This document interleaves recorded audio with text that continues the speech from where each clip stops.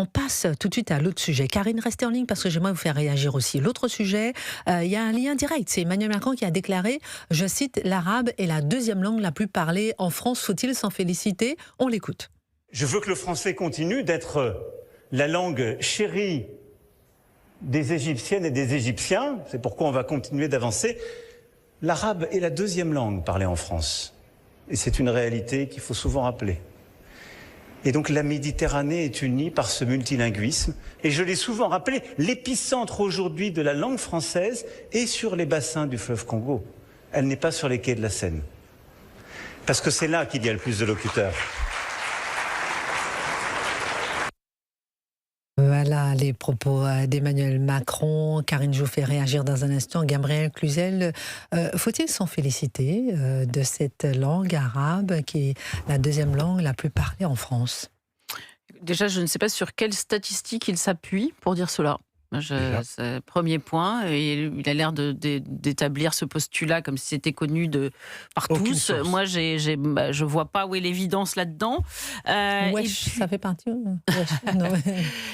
Mais ce qui est très frappant, c'est qu'en réalité, Emmanuel Macron emboîte le pas de Jean-Luc Mélenchon dans les deux parties de son discours.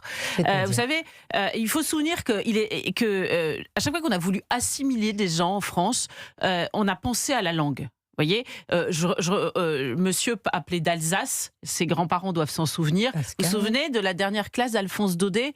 C'est-à-dire que quand alors c'est dans le sens allemand-français, mais c'était aussi dans le sens français-allemand. Vous savez, dès que les Allemands arrivaient ou dès que les Français arrivaient en Alsace, la première chose qu'ils faisaient, c'est qu'ils imposaient la langue. On parlera le français quand ça devient français, l'allemand quand ça devient l'allemand. Donc, promouvoir une autre langue en disant c'est la deuxième, elle talonne le français, c'est un processus désassimilateur de façon très nette. Donc finalement, il dessine, pourquoi je vous dis que ça rejoint Jean-Luc Mélenchon. C'est désassimilateur. Ah, c'est désassimilateur, voilà.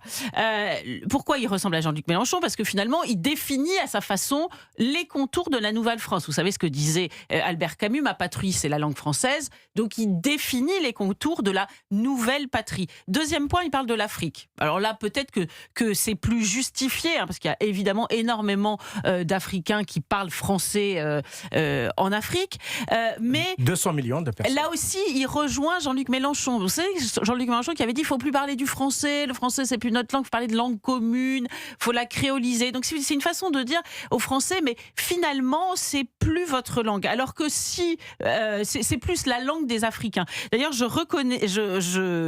note que là, tout d'un coup, ce butin de guerre, vous savez, c'est un poète, je vais pas l'apprendre exactement, qu'il avait dit, ce butin de guerre de la colonisation. Personne n'a dit que c'était une mauvaise chose. Vous voyez que par certains côtés, la colonisation a de bons aspects, mais personne ne veut les reconnaître. Vous citez attendez, Karim Aloum. Vous savez, vous êtes en radio, il y a de la pub, il y a de la pub. Oui, effectivement. Géraldine m'en a pas dit.